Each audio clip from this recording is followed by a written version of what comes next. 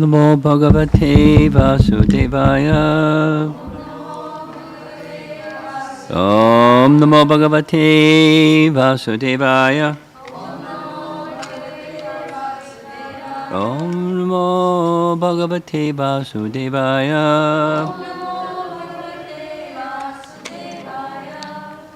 Canto 2, chapter 10, text 24. 2:10:24.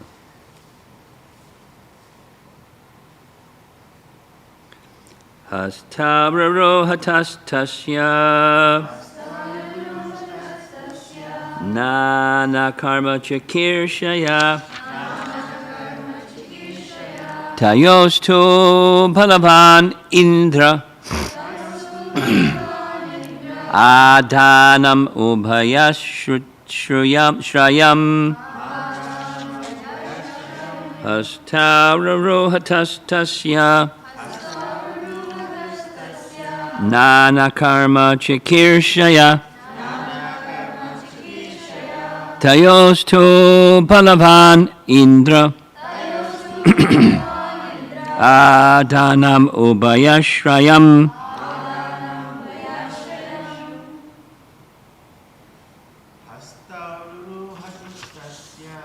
hastavaro hatastasya nana karma chakirshaya tayostu balavan indra adanam ubhayashrayam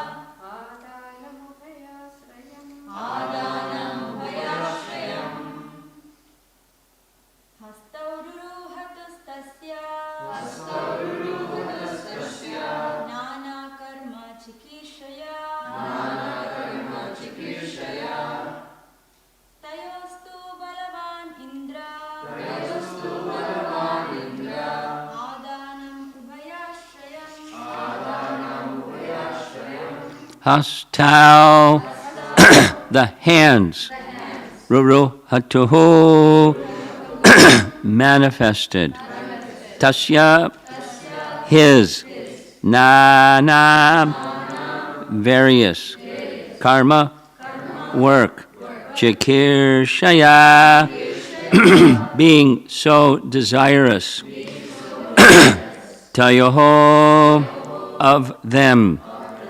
To, however, Balavan, to give strength, Indraha, the demigod in heaven, Adanam, activities of the hand, Ubhaya Ashrayam, dependent on both the demigod and the hand. Translation, thereafter, when the Supreme Person desired to perform varieties of work,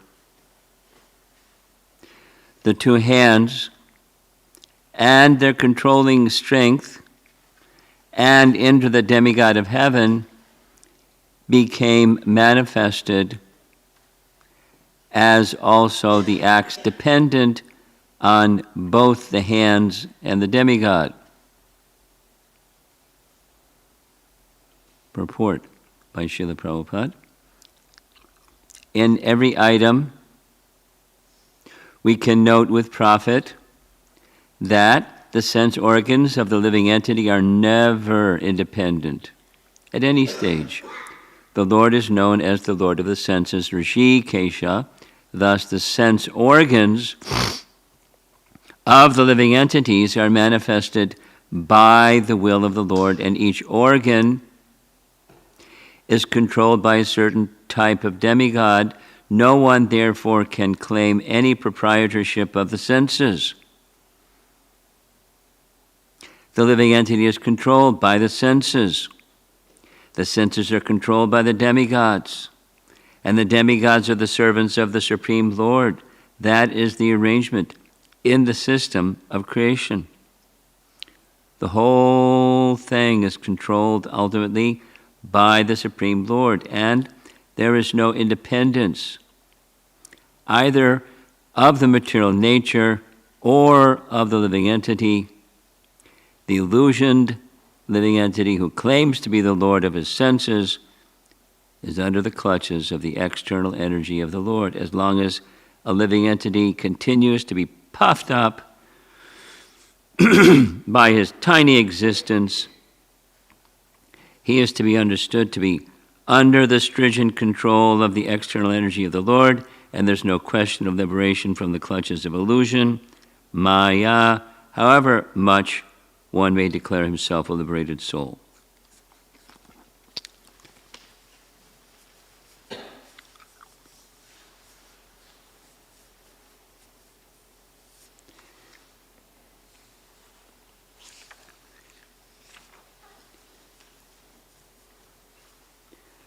The main point being emphasized in Prabhupada's purport is our dependence, and conversely, its opposite. Anyone who thinks otherwise is in illusion.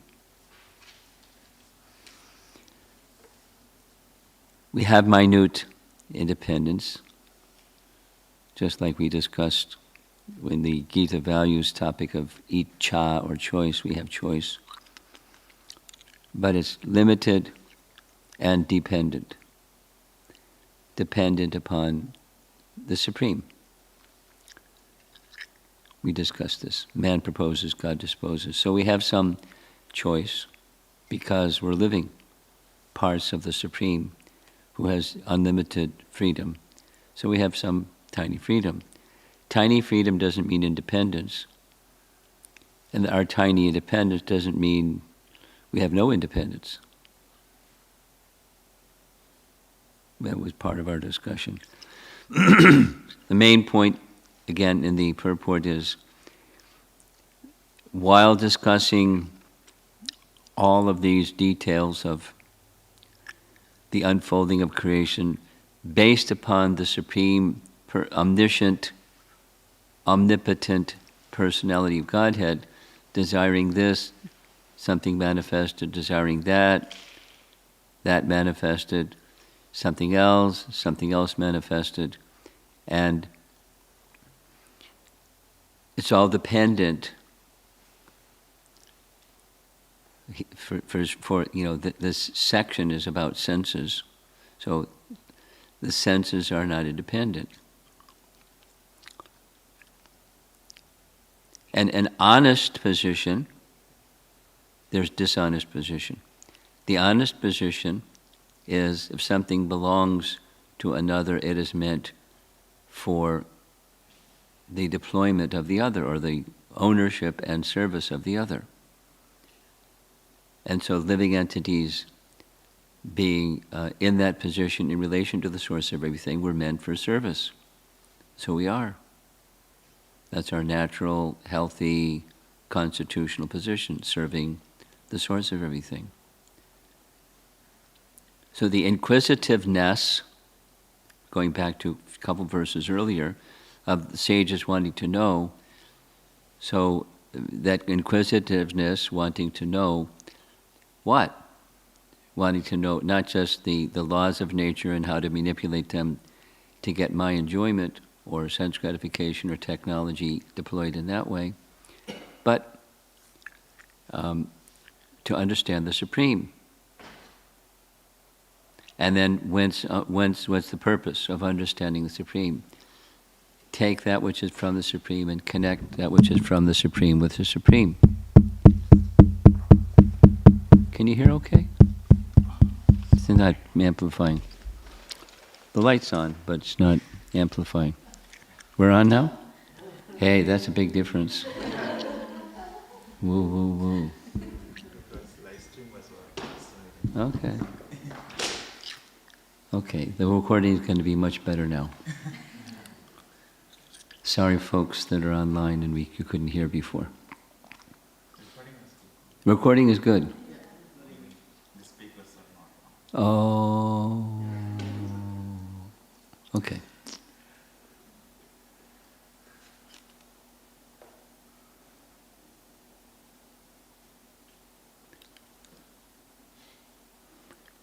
Bhagavatam is an explanation of Vedanta Sutra. The Vedanta Sutra beginning is what's the source of every inquisitiveness into that which is the source of everything, and so we're getting it. And everything has its connection with the source. And Maya is to think otherwise, or illusion is to think otherwise. And then there's the kingdom of Maya, and then there's the kingdom of truth.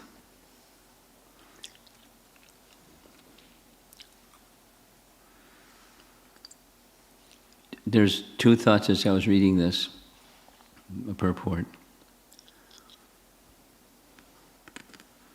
One is, where else is there an explanation of God as the source of everything? Like this. God said, let there be light, and so there was. And Prabhupada refers to that section of Genesis. And God said, and so it was. And it was good. So, that's nice. It's not wrong, but it's not as refined and like as what we're hearing in chapter 10 of Canto 2.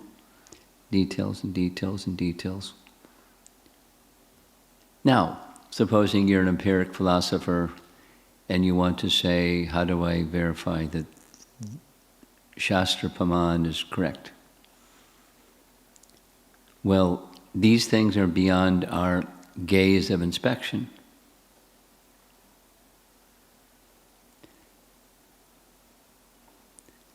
You know, the laws and the lawmaker, so there's some level of entry into the laws is largely what technology is, or scientific investigation, and then manipulating that discovery of science by technology and making stuff that you can sell in the marketplace. But you know, the lawmaker, and besides the laws, how do the law enforcement work? Like, you know, for a worldly person who's seen a demigod. So it's silly for an empiricist. It's silly.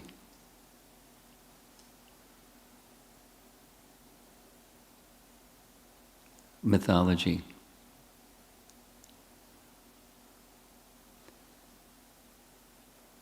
Just one example. Here's one example. Cosmology.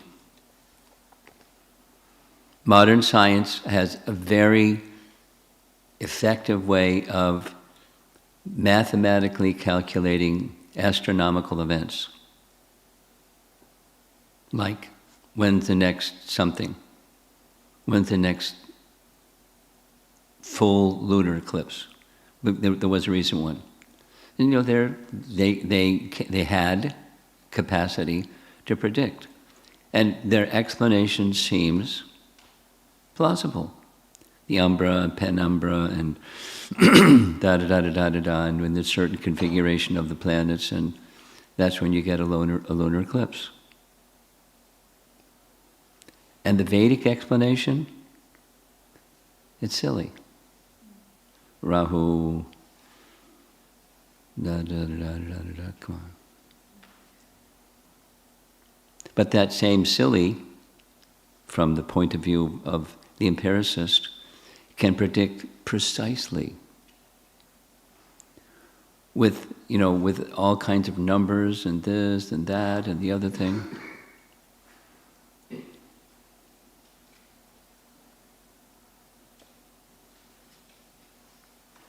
The bashing of the flat Earth theory. It was like there was a popular thing for a while. I haven't heard much about it of late, but it's popular. It was popular. They don't understand the model. It's not easy to understand the model. Even someone that's in faith accepts the model, how to understand the model. It takes a refined intelligence to understand Vedic wisdom. So it doesn't mean we don't try to understand Vedic wisdom, but we definitely need to work on the refinement part. And, etc. Mystic powers. Foolish. Mythology.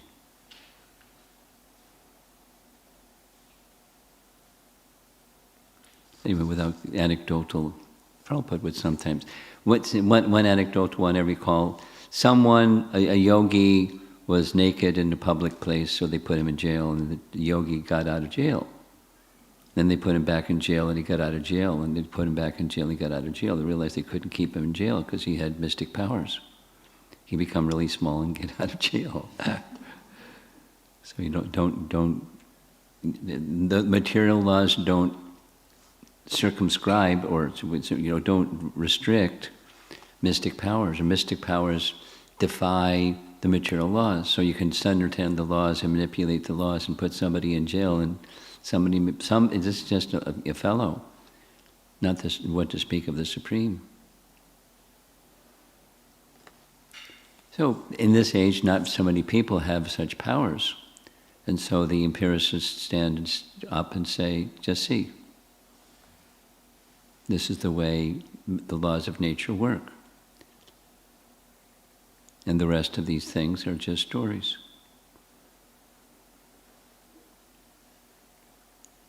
Just this morning, I'm listening to a recorded lecture, of course, but Prabhupada was speaking about the devotees aren't interested in mystic powers. From Queen Kunti's prayers, you see Yogeshwara. The devotees aren't interested in the mystic powers. But the devotees may be invested with mystic powers, if Krishna so desires, and they can perform things that an ordinary person can't perform. And when there's history of that happening, then it's like, that's mythology. So such persons will never know transcendence. So how to know God? Because He's in that realm of transcendence. It comes by the Shastra Praman. That's how we know. And if one becomes refined and refined and refined, even as a scientist, Bahunam Janmanam Ante, Gyanavan Mam Prapadyate, Vasudev Sarvamiti. Who's that Gyani that's going to understand Vasudeva as everything?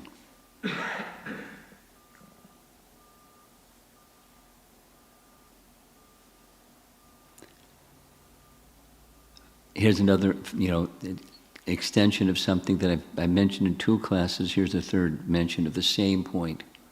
This topic of the connection with the material creation, with the source of the material creation. How can matter come from all spiritual?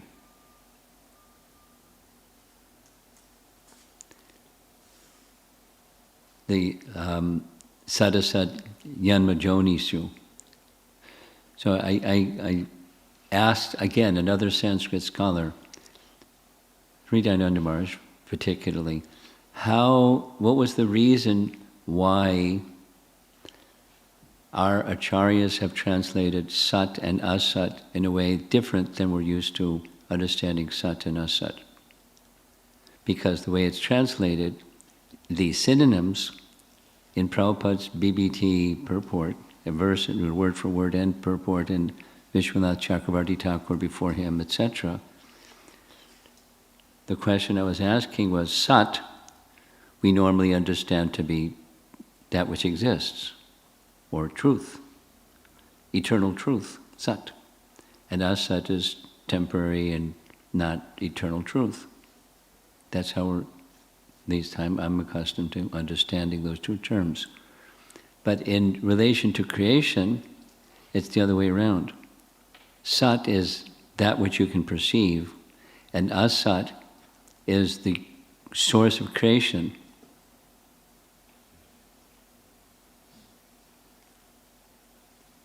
So my question was, what's the logic used to make that translation? And he gave some Sanskrit rule, why it's like that. The principle is, I mentioned this yesterday, the Asat is gone. When that which is the source of the creation is the Mahatattva, and that which is the Mahatattva, it's just transformed, but it's no longer Mahatattva. It's now the manifest. So the manifest is the Sat, and the Mahatattva is the Asat. And beyond both is the Supreme. Satyam Param, you can say. So there's and I'm forgetting it at the moment, there's some Sanskrit rule that says that's the right way to interpret it.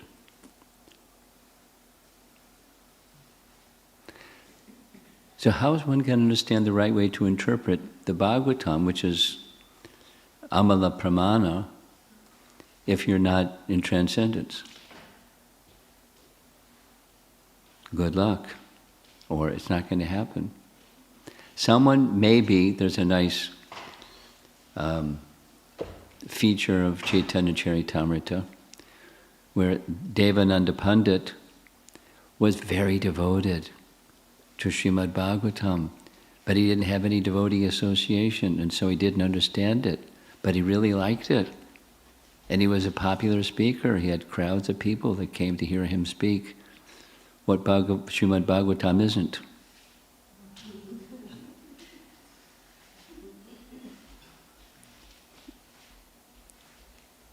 And as a result, indirectly, but he offended Srivas Pandit, and later Vikreshwara Pandit, by his spiritual strength, attracted Devananda Pandit by his dancing.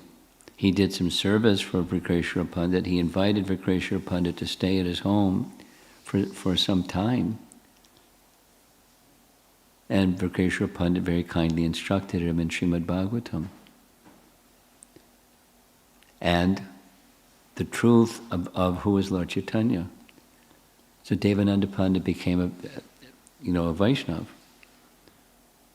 who was very attracted to Srimad Bhagavatam, but didn't understand it before. So one can be attracted to something one doesn't understand.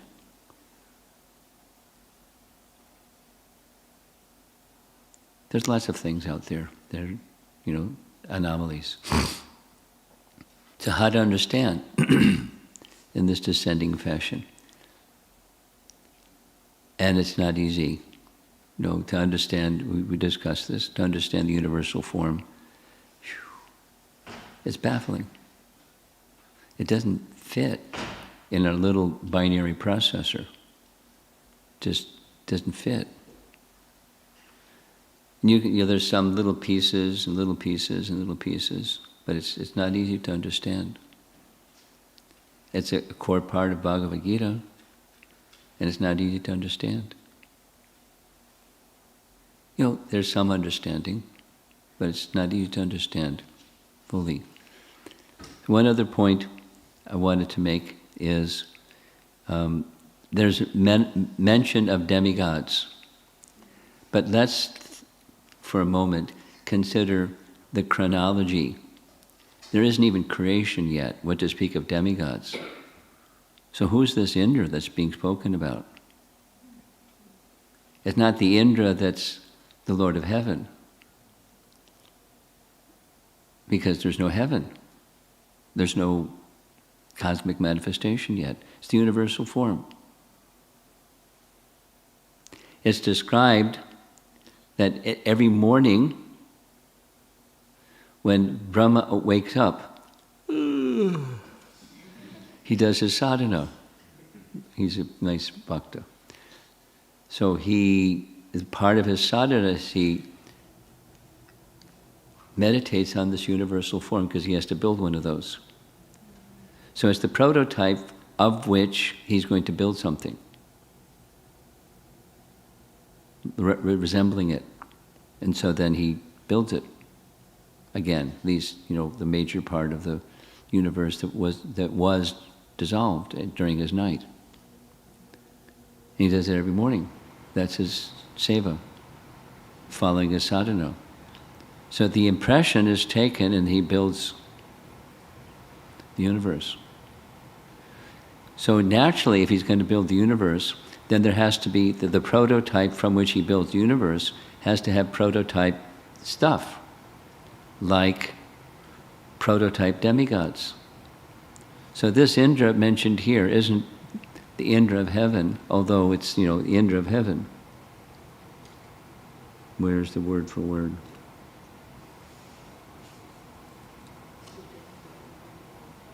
Yeah. And Indra, the demigod in heaven, became manifested. Just a detail, but it's a prototype. Indra in heaven, from which the model from this universal form, or this manifesting that came from the personality of Godhead, Indra comes into being. It's not like, and even that Indra comes into being through the body of Brahma, some of the personalities, but in time there's Indra, son of Kashyapa and Aditi. You got to have an Indra. And it goes further. Bhagavatam goes further, but just staying within the context here. I mean, every manu, in every day of Brahma, there's 14 manus. Each time there's a change of manus, there's a change of principal demigods, because the principal demigods are a post, and they appoint different persons to that post. So Indra's a post. This person is not even the post. The person is the prototype, which then manifests a post which the manus appoint somebody. So the empowerment is awaiting someone to fill.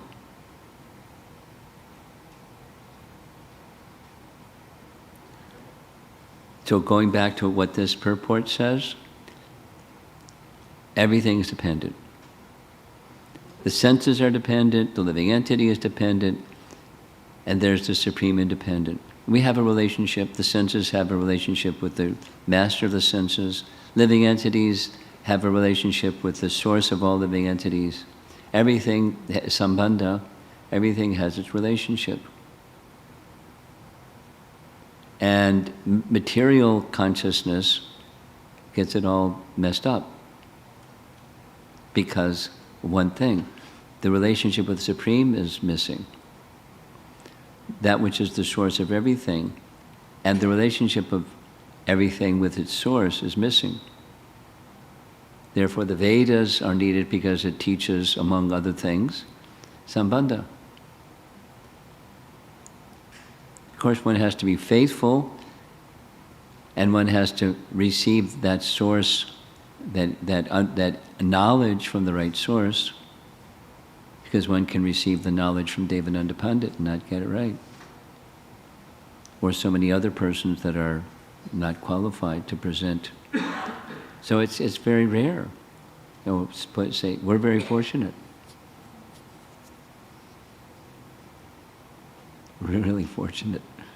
At least the opportunity is available, and then to be like really fortunate, we engage ourselves properly with that opportunity. And it's not snap your fingers and okay, back home, back to Godhead. It's a process of purification of consciousness so that the message of the Bhagavatam can be understood, or our relationship with Bhagavan can be understood through Sambandha Abhideya Prayojana, the complete picture of the knowledge of the Bhagavatam and the way of spiritual life. So nourishing, it's so nice. Prabhupada gave us a process where every day we hear Srimad Bhagavatam in the morning. Nice way to start the day. And every day, and every day, and every day, and gradually consciousness becomes cleansed, and the forgotten relationship with Krishna becomes awakened, and our life changes. How many times have you heard, probably a lot, where would my life be without this opportunity? Who can say? Don't think about it too much. Dark. Misguided. Unnecessary suffering. You ready to pass the microphone? That just you to do that service? It's time. Time for microphone questions. Oh, we have already have one? Oh, we've got one. Okay. But if you want to do that service, that's really nice. Serve the Vaishnavas. Anyone? Anything? Yes?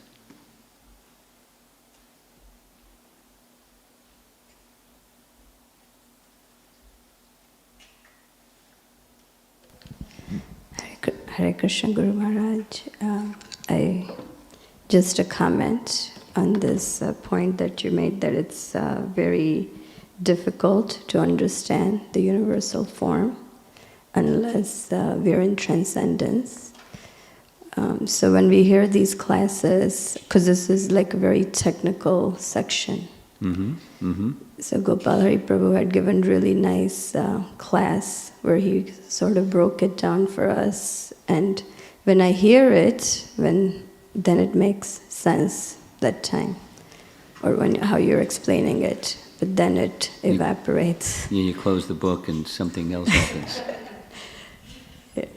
Yeah. So just the point you made, it helps to understand that, unless we're purified, this purification. Yes. It's difficult to understand the subject matter. Yes. Yeah.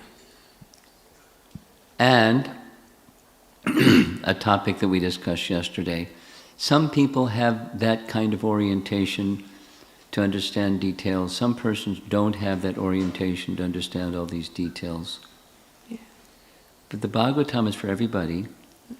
So there may be some sections that are more appealing. We discussed this yesterday.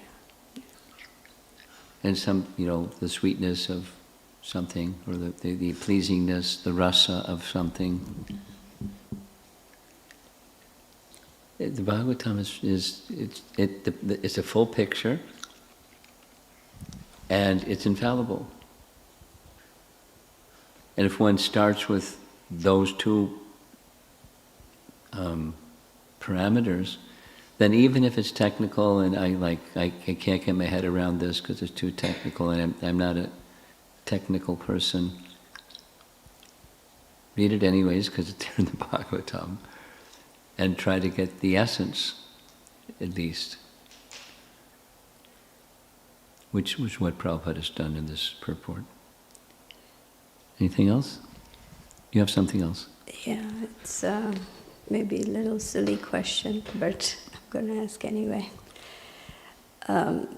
So usually when I chant, I like to have like Prabhupada's chanting in the background.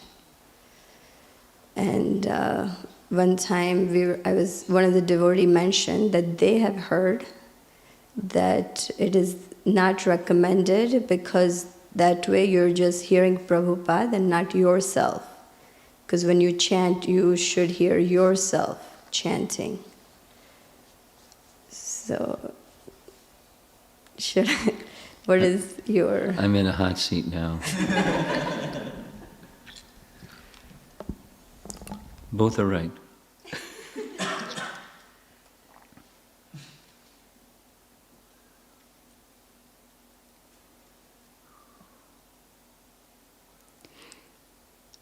If both were not right, then then one should go in a cave. And some Vaishnavas literally did that.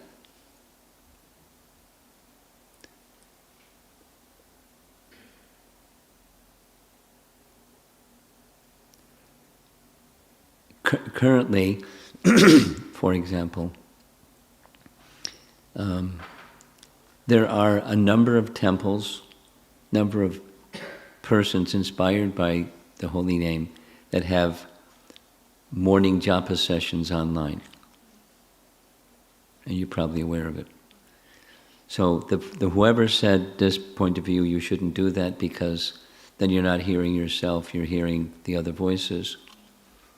Then those who are organizing those activities are misleading their participants. And then you could ascribe motives why they're doing it, because they want some aggrandizement or something like that. But you shouldn't do that. You shouldn't come to a japa retreat because you're not hearing your own japa, you're hearing everybody else's japa. So it depends on how you participate in sitting in your home and hearing Prabhupada in the background. And one could say you're making offense by not being fully attentive to Prabhupada's chanting, because what's your chanting compared to Prabhupada's chanting? And so one could go down that path. Yes, the main function is hearing your chanting, and then what's going on around you, A, B, C, D, should help you hear your own chanting. So it's not if A, B, C, D are going on other than your own chanting, you're in the doghouse, or you're guaranteeing that you're making the 11th offense, being inattentive because you're not hearing your own chanting. Rather, the rule is whatever enhances hearing your chanting, you do that.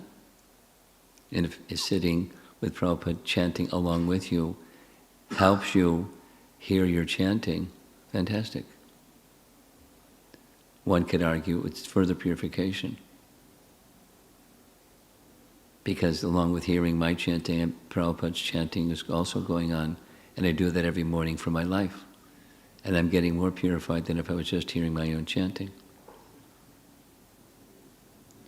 So the principle is what enhances your absorption in the holy name, specifically even your hearing, not just vibrating, but you're hearing the holy name that you're chanting. Whatever enhances that, that's to be accepted.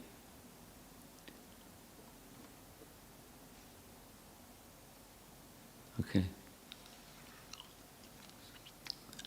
Anyone else?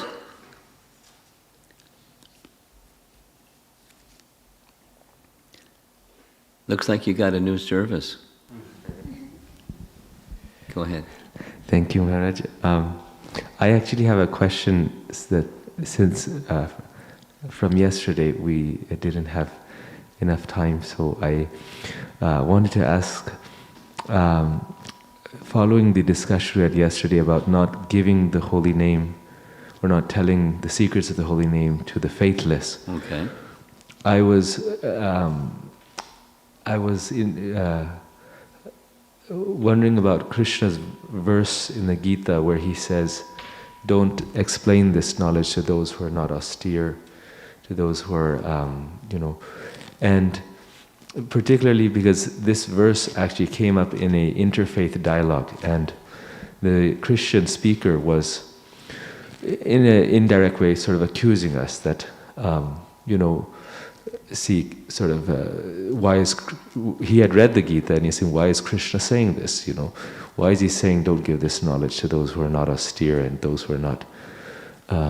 and we, explained that the devotee is more kind and merciful, but that still didn't explain why Krishna is saying that, why he doesn't want those who are not worthy to get this knowledge.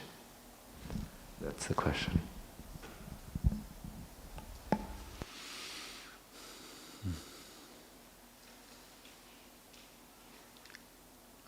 I guess you have to ask Krishna.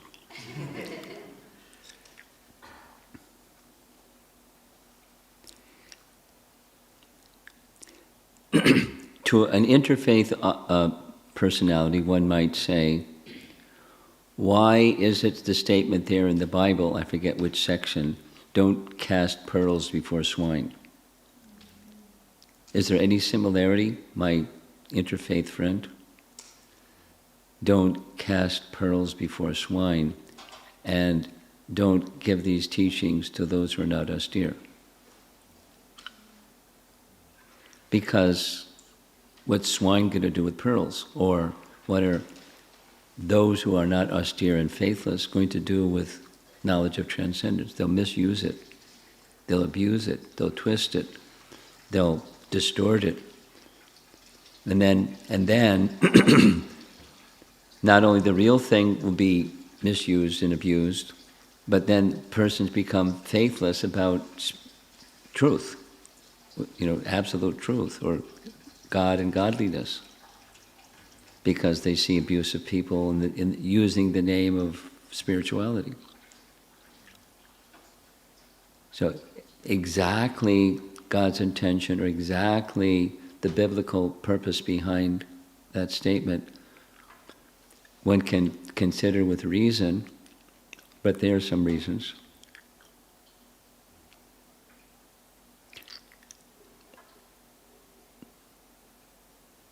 Nonetheless, those who are followers of the Bible and those who are followers of Bhagavad Gita teach Bhagavad Gita and teach the Bible to lots of people that are faithless and not austere.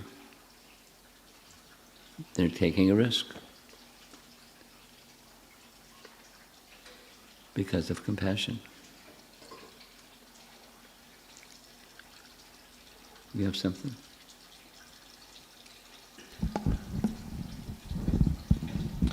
Hare Krishna, Guru Maharaj. So I think you mentioned one point today about the Indra part here. So the whole section, what we are reading, is it the manifestations of the different senses and the demigods, is the part of the universal form instead of actual? Yes, because there's no senses, there's no creation, there's no bodies, there's no species, there's lots of things that there aren't yet, but it's the prototype. I'm using that language because Prabhupada used that language.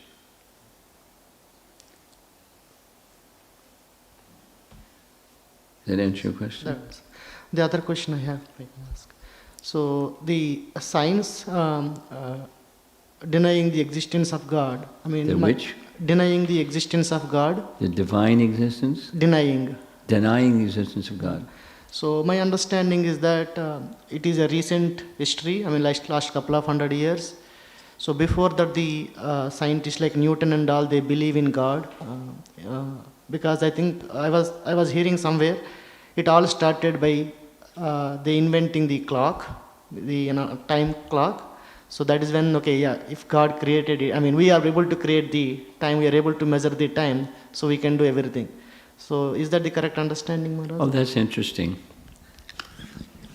My understanding is, since time immemorial, it's not at the invention of clocks. There's Suras and there's Asuras. Oh, It may have given them some perks. But it's not, that's what the starting point. That's my response to that. Yes?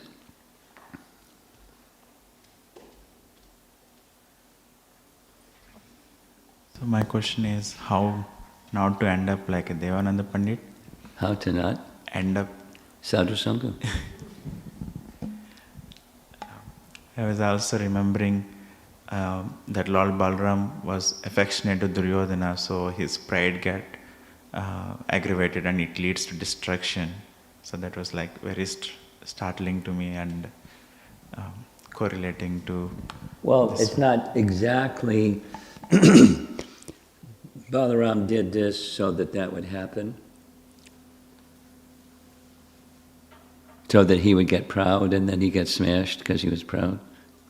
It's not cause and effect or purposeful like that, in a narrow sense. Okay.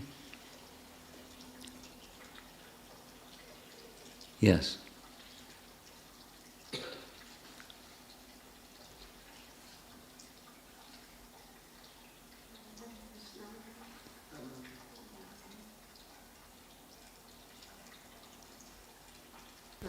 Hare Krishna Maharaj. My question was in the human form, now we understand that so many demigods are controlling our senses, everything. But in the Gomata, cow's body, In the cow's body. body. Gomata's picture, we see all these demigods' pictures in every part of the body. So I was wondering How does that work? How is it I don't know. different? Okay, thank you. Then Somehow they're presiding over the body and protecting the body. But this, the how I don't know somehow. So they're residing in and protecting, and they're blessing that form. Then one more question, Maharaj. That is just like Gopal Hari Prabhu's question, that Krishna says this knowledge is not for those who are very, very asuric. But in Bhagavatam, in the purport where the Daksha Yaga, the sacrifice of Daksha story is described, in one of the purports, Srila Prabhupada says, Lord Shiva, he is called Bhutanatha because he extends his mercy even to the ghosts and spirits, all kinds of living entities. So I was just thinking about Lord Shiva's compassion versus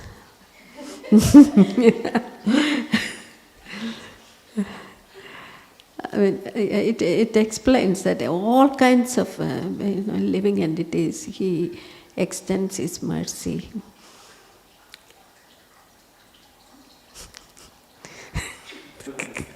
Lord Shiva ki jai. Anyone else? Srila Prabhupada ki?